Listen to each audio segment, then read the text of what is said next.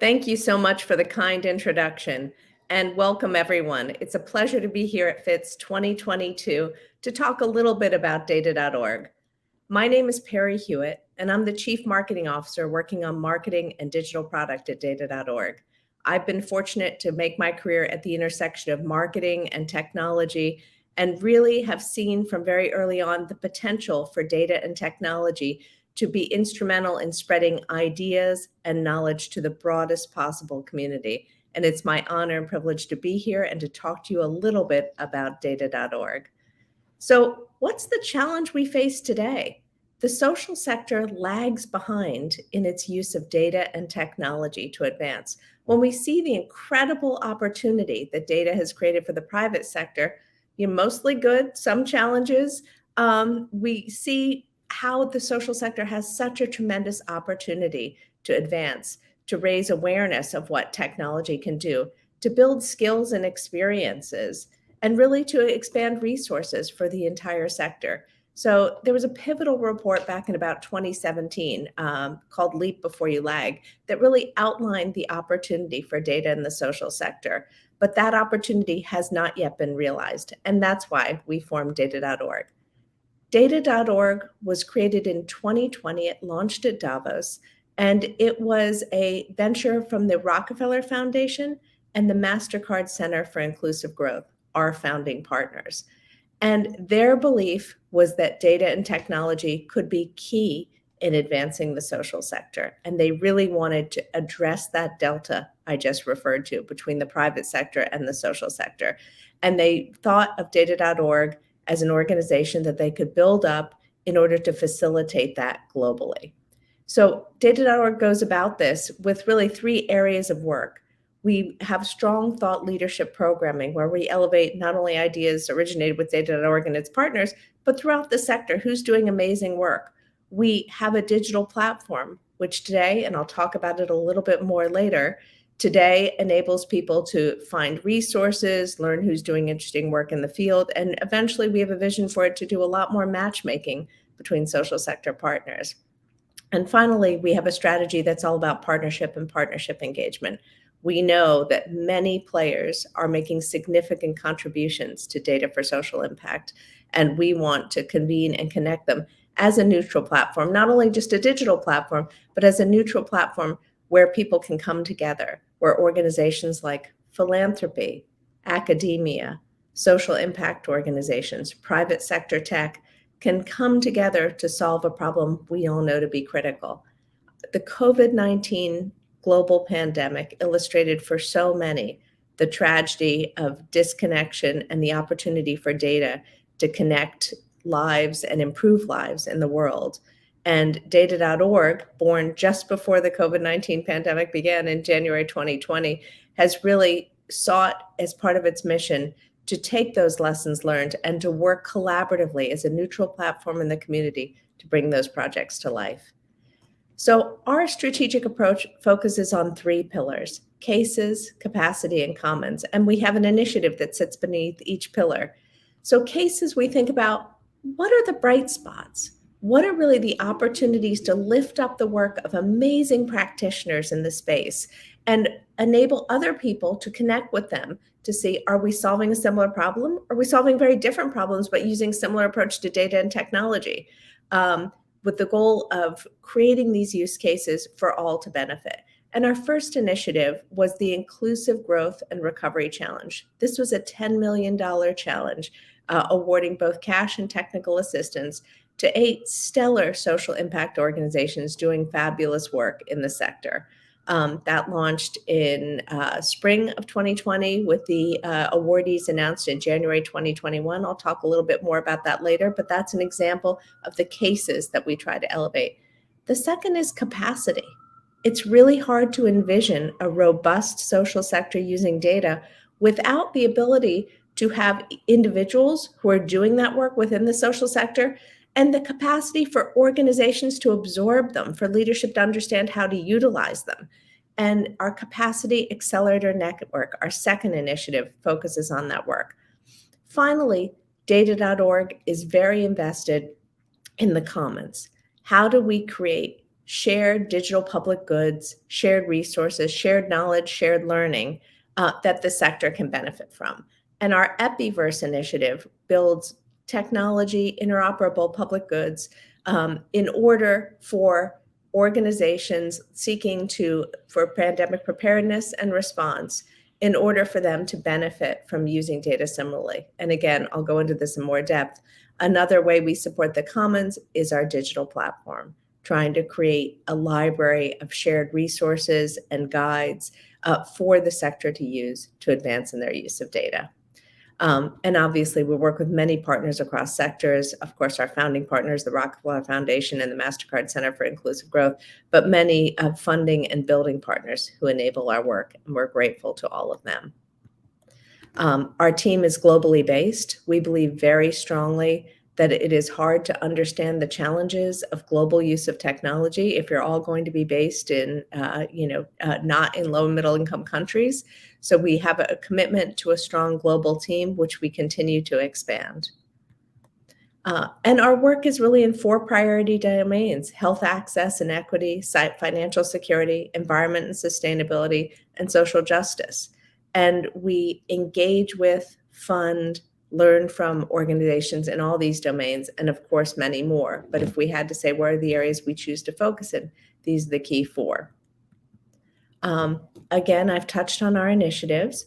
So these are the 3 initiatives: the Inclusive Growth and Recovery Challenge, the Capacity Accelerator Network, and Epiverse, where we're really focusing our efforts in 2020 to 2023. We will be moving these initiatives on over time, so we anticipate launching new initiatives, and those will be globally based with global staff. A little bit more about the challenge. So the challenge launched with the idea that breakthrough ideas could harness the power of data science to make people and communities thrive. And if you remember, this was just about the time that the pandemic emerged. So we were able to really use the pandemic time to have people develop solutions that were applicable not only during that time to the problems that emerged in that time, but beyond that. We had over 1,200 applications and about 150 finalists, and ended up awarding 8. It was really a tremendous validation of the fact that people are trying to find innovative ways to use data and technology to solve complicated social problems. And we learned so much from our challenge awardees, but indeed from all that applied, and we continue to engage with them. Here's a little bit more about the 8 we engaged with directly. Aalborg University, which really focuses on income inequality and regional quality of life, the Basel Agency for Sustainable Energy, Community Lattice, Give Directly, Fundación Capital, University of Chicago, Women's World Banking, and Solar Sister. Several have built permanent open source tools to elevate the field. Some have expanded into new geographies, and 5 have brought on additional investments. Most importantly, it's become a community of impact where people learn from one another, share their stories, share their progress, and really has achieved in many ways that goal of cases. What are the great stories that we're telling that can inspire others? I'll talk a little bit in depth about a couple of them. Basel Agency for Sustainable Energy has, gone on to secure more funding. Community Lattice has launched a prototype of their screening tool and additional funding again, but they're really focused on this idea of brownfields redevelopment. How do we redevelop land using data so people can understand how to reclaim land in cities cleanly and safely? Give Directly, with very sophisticated use of machine learning. They partner with the Center for Effective Global Action, and the use of machine learning is just exemplary in helping identify the individuals to give cash directly to enable the poorest of the poor to thrive or to improve their situation. And finally, Solar Sister, which is an entrepreneurial play which helps women in sub-Saharan Africa share and benefit from clean energy projects. Solar Sister, I did have to share this. Last week in Kigali, announced their merger with Livelihoods Kenya to become Solar Sister Kenya. Again, these bright spots that are able to work within the community, partner with other firms, in this case, a merger with other firm, to really develop a sustainable model, which is what we all hope for using data for social impact.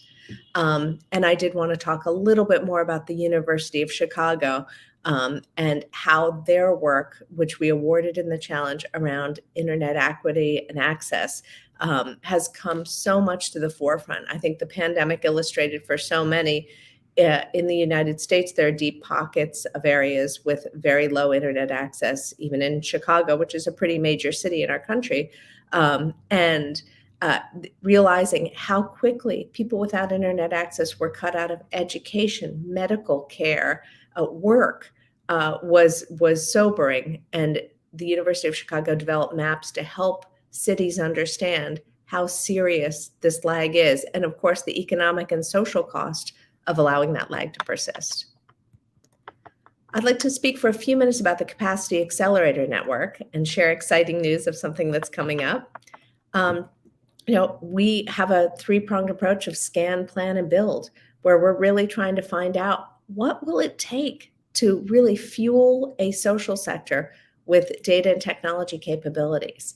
So right now we're focused on an international agenda setting exercise to really understand what it is that we need to develop as a community and how data.org plays a role in that, again, as a platform for partnerships, bringing together different leaders. Second, thinking about what are the areas we need to continue to strengthen based on early work with the University of Chicago and other partners. And finally, to expand and scale that work. And we're taking a network of networks approach where we're really working with, again, collaboration across all these sectors, academia, private sector, philanthropy, government, and social impact organizations, to really focus on local hubs that will advance people and organizations and the sector as a whole. So what does that look like?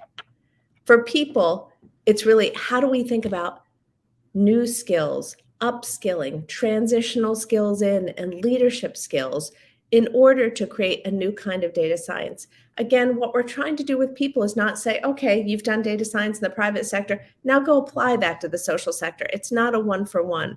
What we're really trying to do is work with experts in the field who can help us build a new interdisciplinary kind of data science for social impact that takes into account the complexity, the nuance, and the need to involve the people who are affected by the technology intimately in these decision makings so that those people are at the table. I would urge you to take a look. There's a report we put out. It is US focused, called Recode, and perhaps someone can drop a note in the chat. It's the Recode report, which really focuses on how do we elevate community data ecosystems? How do we help communities understand the value of the data they own? And that's a little bit of a piece of the work here, which is how do we really empower people to use data and data science, but in a new and different way, not a rip and replace from what's going on elsewhere. We are working on extensive support models for organizations to upskill and develop a more robust data capacity, which will allow them to absorb those people with those new skills and make highest and best use of them. And finally, we have plans to advance the sector. So how do we think about, the sector is its human capacity, its organizational capacity, and its domain capacity? And what are the specific elements that go into each area of that? And how can we strengthen them and work with our partners doing work in the field as funders, as academics, as governments to strengthen the sector together? So today, we are focused on a recent launch with MasterCard Center for Inclusive Growth in Chicago, which will be developing out an open source curriculum and playbook in 2023, and we look forward to working on that. And we have a new report coming out on June 15th called Workforce Wanted, Data Talent for Social Impact. And we will share that all with the link with this group when it launches. But we are delighted. This is the first of its kind global scan of the need for individuals and pathways to impact. How do we get there? How do we build 1 million purpose-driven data professionals in the next 10 years? And this is a high-level report that will inform that data.org priority. So that gives you a sense of the Capacity Accelerator Network. Finally, Epiverse, and perhaps this will be near and dear to some of your hearts because we're delighted to make this the first LATAM-based initiative where we have strong partners based in Bogota, Colombia, with interest from other countries in Latin America. So what was the problem? Why Epiverse? So the current pandemic response had a lot of siloed initiatives that were uncoordinated. There was missed potential for collaboration, and there was a lack of interoperability. So when the pandemic emerged, you had all these people, smart people doing great work, but it wasn't always connected. It wasn't always aligned. People worked from different data sources. And in the end, you end up with some solutions that might have been duplicated, and you might have ended up with some gaps. So while you had such a robust response, which really showed us, right, here's the value of data in this setting, I think a lot of people came away from the pandemic saying, gosh, data and access to data is critical to understanding the health of our society. However, one of the big challenges here was people then didn't understand sort of, how do these initiatives work together?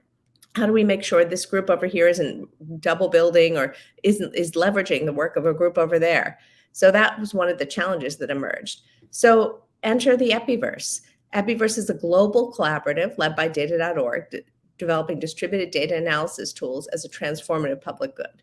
And we're doing this through partners, right? We're working with partners around the world to really power pandemic preparedness and thinking that this infrastructure and these practices will then be applicable to future social challenges. I think we all learned with this pandemic that there are no borders in a pandemic. You can't shut down an airport, you can't shut down a country very effectively for long, with some notable exceptions. It's going to be very challenging to maintain that kind of closed system. So just in the way that people flow across borders, we need to be sure that data flows across borders in a way that can be easily understood. So this idea of creating an open source software ecosystem that can support that kind of collaboration and clean data sharing is a real priority of Epiverse. And the idea that it's a neutral platform, again, bringing funding and technology and social impact organizations together for this unified approach, and bring a large set of players together. And we recognize that that's going to include government, that's going to include individual organizations, and a lot of academics doing stellar work in this sector. And so the idea, as you can see the difference in the slide, is that we can pull this information together and then maintain a single stack of coordinated solutions. I don't know how technical the audience is, but one of my favorite XKCD comics is where you see this giant infrastructure of the internet all dependent on one open source developer's project, side project. And that's what this seeks to avoid. This seeks to create a single stack of coordinated solutions for which we can then develop support, right? So we're not dependent on that one person's, app built in their basement that's keeping the internet afloat.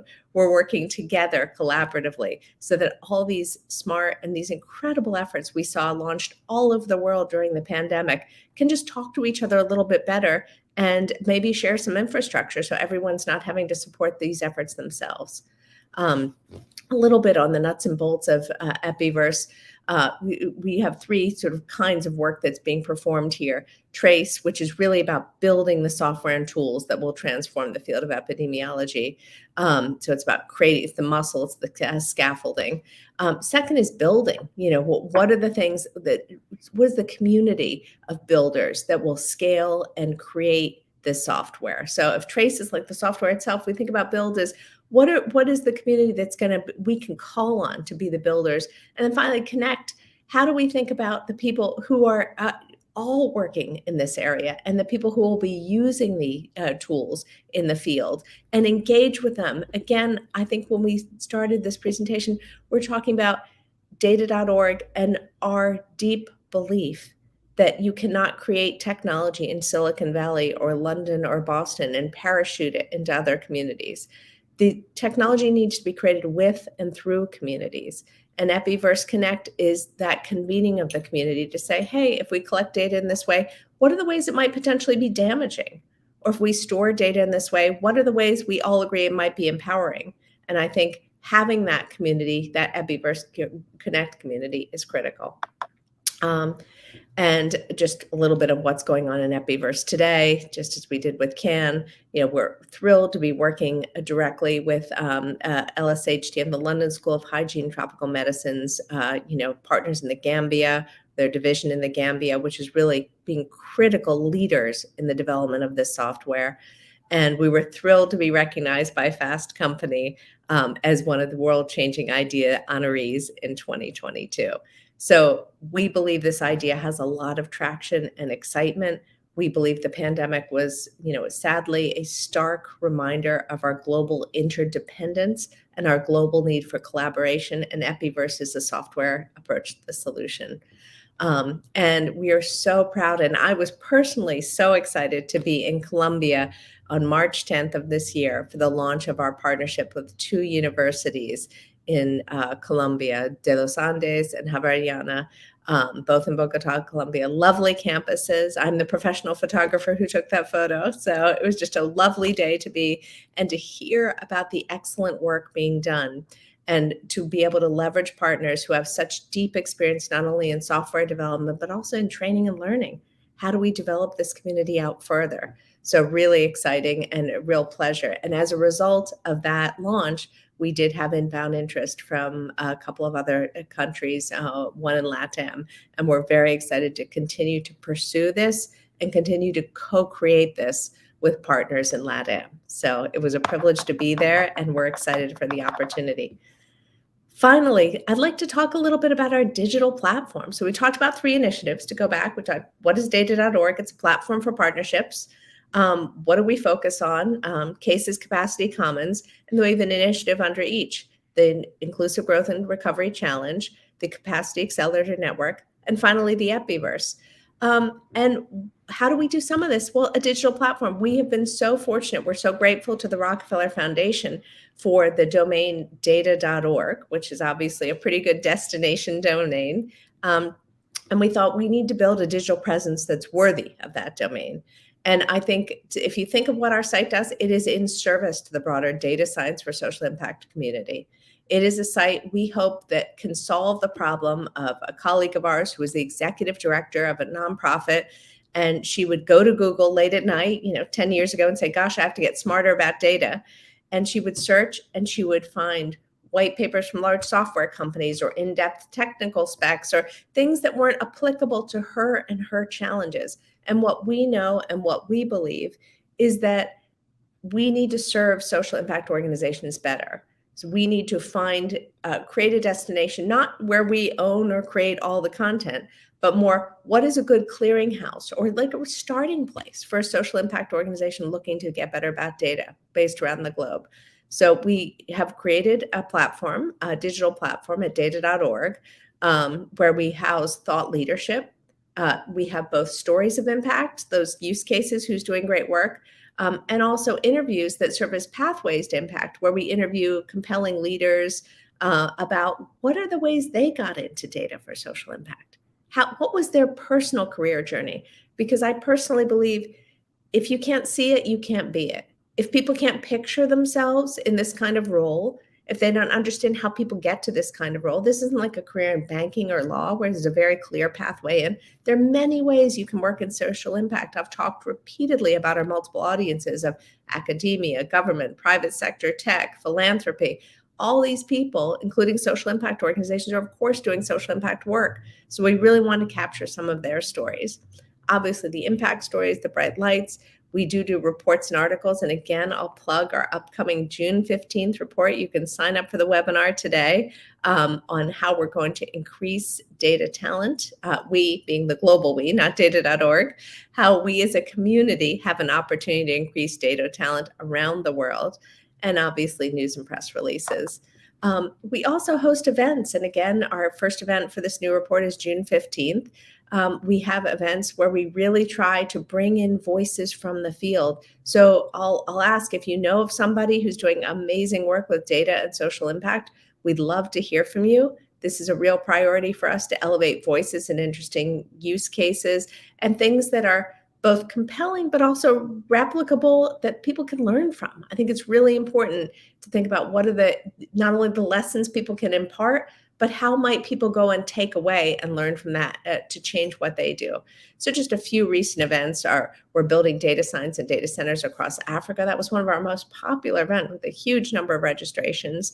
The role of technology in SDG 3, and a recent book launch of The Tech That Comes Next by authors Afua Bruce and Amy Sample Ward. So that's a range of the kinds of events that we do on our platform. Of course, we're starting to do in-person events slowly, carefully, and mindfully, but we are starting to convene people in person, and please watch this space. We also created in January of this year a resource library, which is really practical information and ideas to help social impact organization. Again, this is going back to solving that problem. If you're a social impact organization data person or programmatic person or leader, and you're really looking to understand, like, how do I get started with this work? We hope that this will be one of the ways that can help you on your journey.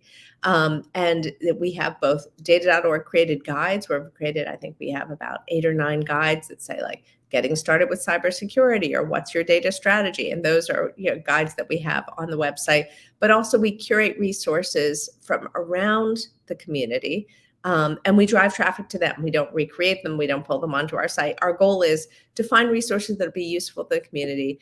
And we also have opportunities like careers and funding. I'll plug this again at the end, but we do have a newsletter. If you go to data.org/newsletter, that's where we share. Gosh, we have a new resource. There's an opportunity for a job, or there's a funding opportunity that's closing from, one of our partners, say, welcome. So we do publish and share those both on our website and in that newsletter. So if you're interested in those opportunities, please sign up. Finally, we developed a product this year called the Data Maturity Assessment, and it's housed at datajourney.data.org. I'll say that again, datajourney.data.org. And what that is a tool for social impact organizations to get smarter about where they are in their data journey. So it is a 12-minute tool. It is not a 2-hour exhaustive exercise to help you understand everything about where you are in your data journey or data maturity. What it is a starting point. It's a useful starting point. Let's get you a pulse check. And really, with 3 categories, purpose, practice, and people, helps you understand where are we on our data journey? What do we need to double down on? At the end of the assessment, you get links to related tools and resources relevant to your responses to the assessment, and you get a really clean results page. I think this image is of the results page, which you can share with your peers, with your boss, and just say, like, what are some of the areas we can increase our data maturity? And we're using this as one-off with different social impact organizations. So if there's social impact organizations in the audience, I urge you to take it at datajourney.data.org. And we're also working with large philanthropies and private sector tech companies who are saying, hey, we're working with a whole bunch of social impact organizations in a cohort. Can you help us understand how they're doing and maybe ask some custom questions that are specific to the work we're doing with them? So we see 2 areas for growth with this, but see a real opportunity to continue to develop products that are useful to the sector. We also welcome your feedback. If you feel like there's improvements we should make or ideas you have for similar assessments, we are always open. I'm at Perry, Perry, at data.org, and also info@data.org if you'd like to leave some feedback. And here's just a picture of the application itself. Finally, on the data.org website and with our products, we have built everything with measurement in mind. I know there are many competent digital professionals in the audience. I'm sure there are marketing rock stars who are very familiar with all these tools. But the idea is, how do we understand these? Google Analytics or Google Data Studio screenshots, but we use a range of tools to really help us understand how is our content performing, how are we engaging with the audience, how are we reaching, and how is the audiences we're reaching changing over time. So we really wanted to move again from a middle and high income country setting to much more of a global audience through our events, through our content, and through the community we cultivate. And we've been really pleased to see that growth and expansion as we go. Again, we would love for you to stay connected with data.org. We are so excited to be working in LATAM now and so pleased to be here at the FITS conference. Our Epiverse initiative is really thriving, and we believe we cannot advance unless we are creating and connecting around the globe. So we urge you to stay connected. Here's our team again. If you'd like to sign up for our newsletter, it's at data.org/newsletter. Again, that has funding opportunities, career opportunities, news and upcoming events, online events, and hopefully soon more in-person events. We believe that together we can write the future. We really believe this is not one organization, one group. We stand on the shoulders of many who have done phenomenal work in data for social impact. And what we hope to be is a net neutral platform that's, a platform for partnerships to build the field of data science for social impact. That's something we can all believe in, whether we come from the private sector, the social sector, government. I think the past few years have taught us we are an interconnected global community, and we have to continue to work together to ensure a safe, stable society, and together we can write that future. Thank you so much. It's been my pleasure to be with you today. Again, it's data.org, and if you'd like to learn more, data.org/newsletter. Thanks again.